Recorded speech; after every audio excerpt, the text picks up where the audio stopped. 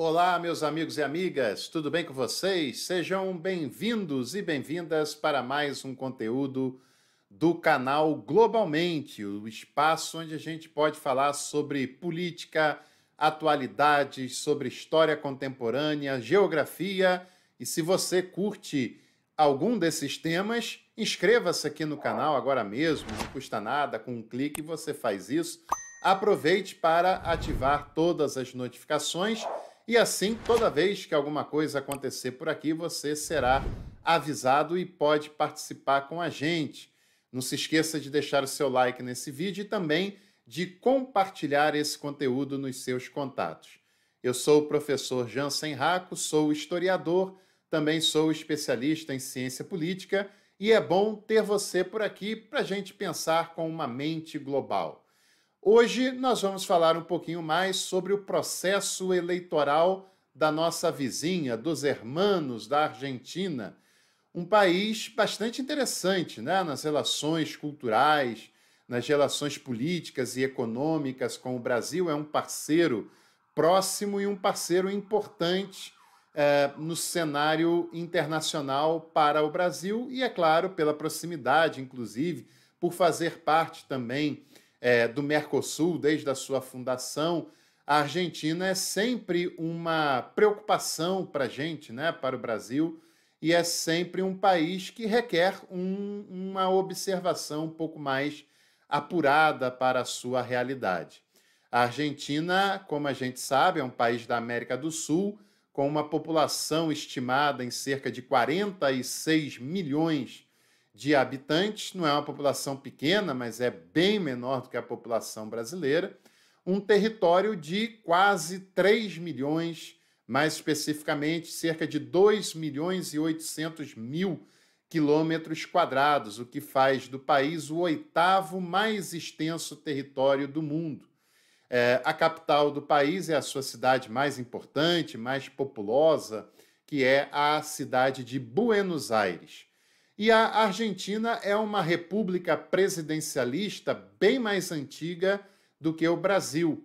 O Brasil só se tornou uma república presidencialista no ano de 1889. Você sabe que dos países latinos, o Brasil foi o único que, ao se tornar independente, se transforma ou continua sendo uma monarquia, nesse caso uma monarquia independente, mais uma monarquia, e todos os outros países da América Latina que conquistam a sua independência em relação à Espanha se transformam imediatamente numa república.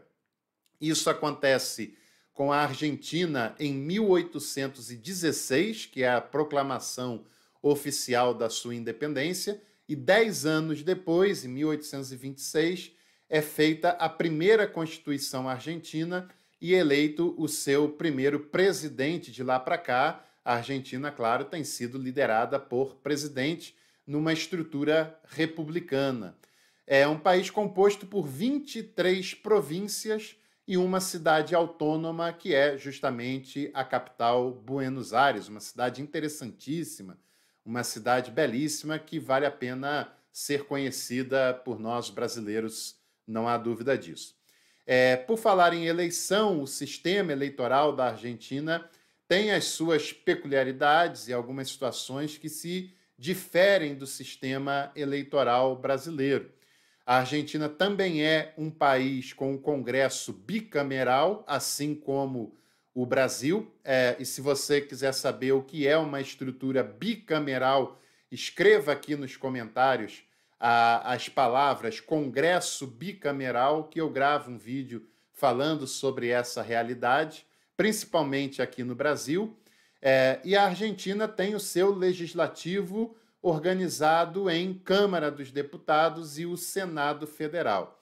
E uma curiosidade que se parece mais com os Estados Unidos que com o Brasil é que a presidente do Senado Federal da Argentina é a Cristina Kirchner, que é a vice-presidente da República. Isso sempre acontece por lá, né? O vice-presidente da República sempre é o presidente do Senado.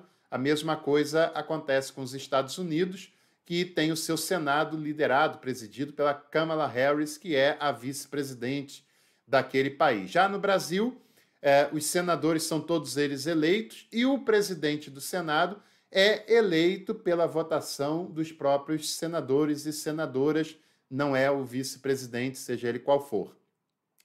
Antes das eleições gerais na Argentina, né, aquela que de fato vai escolher o presidente, vai fazer a renovação do Congresso, na Câmara, no Senado, os argentinos participam de uma eleição primária, né, das eleições primárias, que são eleições abertas, são eleições simultâneas, ou seja, não se escolhe apenas as primárias para candidatos à presidência, mas para os cargos que estarão em disputa, de modo geral, e são eleições obrigatórias, né, que é um processo relativamente parecido com as primárias das eleições dos Estados Unidos.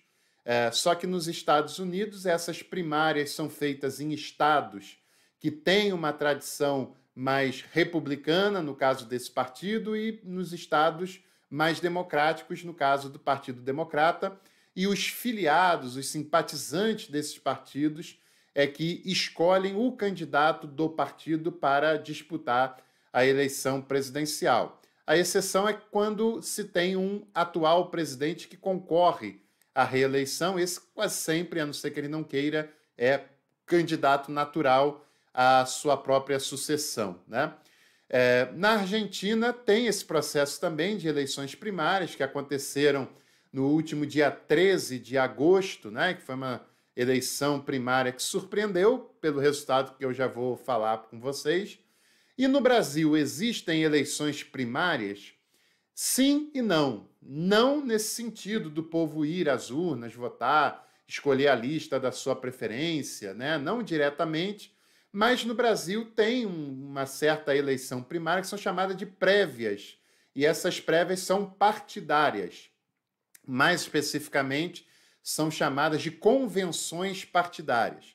As convenções partidárias no Brasil obedecem o calendário eleitoral da Justiça Eleitoral e essas convenções, né, com a participação dos seus filiados, etc., escolhe ou oficializa, na maioria dos casos, oficializa o candidato daquele partido ou a coligação que ele vai compor nas eleições seguintes. Na eleição presidencial no Brasil de 2022, o PSDB tentou fazer eleições prévias, com os filiados votando, né? Tinha lá o ex-governador de São Paulo, João Dória, o governador, né, na época ex-governador, que voltou a ser governador do Rio Grande do Sul, Eduardo Leite, o ex-prefeito de Manaus, Arthur Virgílio, e foi uma eleição prévia bastante patética, que teve resultados, foi refeita, o resultado não foi respeitado, teve ação judicial, etc., e até que o vencedor daquelas primárias, o João Dória, acabou vendo que não tinha o apoio do partido e saiu fora, e o PSDB passou, então, a apoiar a candidatura da Simone Tebet, né, fazendo uma coligação com o MDB e com o Cidadania na campanha da Simone Tebet. Enfim, aqui no Brasil, essas prévias são as convenções partidárias.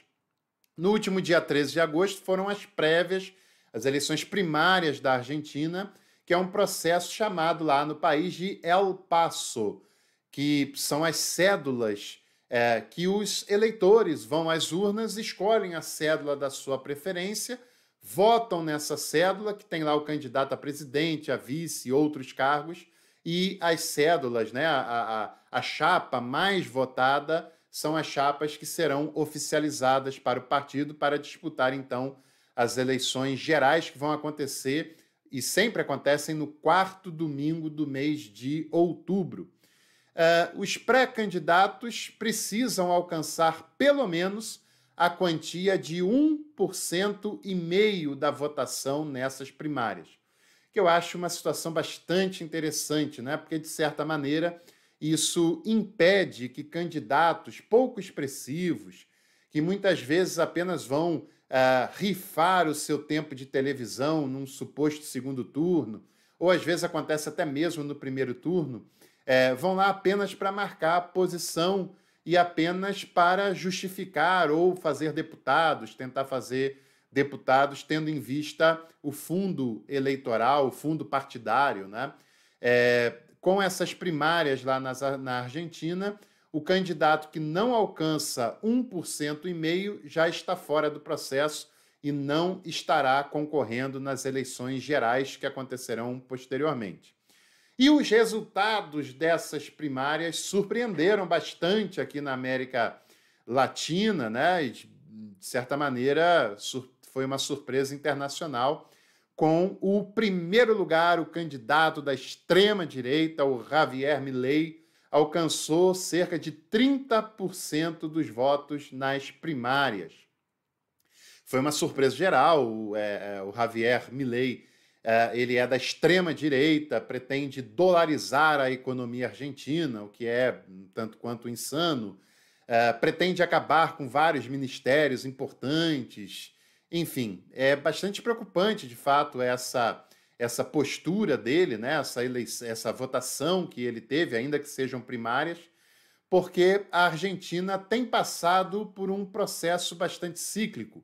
Ela começa lá com o Menem, e aí uma série de problemáticas econômicas, até que o país elege os Kirchner, né? Primeiro o Nestor, depois a Cristina.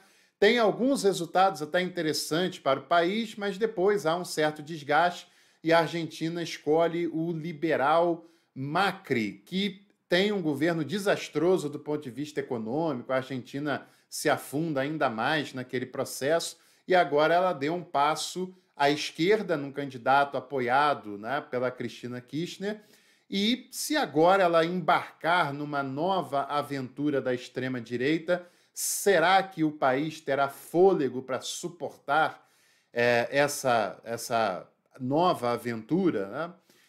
A segunda chapa mais votada foi a da direita moderada, inclusive apoiada pelo ex-presidente Maurício Macri, e a candidata mais votada dessa chapa, que foram duas expressivamente votadas, né, foi a Patrícia Bullrich, e a chapa, somando a Patrícia Bullrich e o Horácio Lareta, somaram 28% dos votos. E em terceiro lugar, mas ali coladinho, né, foi a chapa de centro-esquerda, a chapa dos candidatos mais à esquerda nesse processo eleitoral. O mais votado foi o Sérgio Massa, que é, inclusive, ministro do atual presidente da Argentina, né, o Alberto Fernandes. O Sérgio Massa e o Juan Grabois, né, que foi o segundo mais votado, a chapa da esquerda, teve ao todo 27% das eleições, da votação nas eleições primárias. A votação geral será no dia 22 de outubro. E caso alguém não conquiste a votação necessária para vencer em primeiro turno, terá uma nova votação em segundo turno com os dois mais votados no dia 19 de novembro. E além de presidente e vice, os argentinos vão escolher a metade da Câmara. O mandato do deputado na Argentina também é de 4 anos e a cada 2 anos a metade da Câmara é renovada. Então, 130 deputados serão eleitos nessas eleições gerais de outubro e 1/3 do Senado, assim como acontece no Brasil, mas lá o mandato do senador é de 6 anos, né?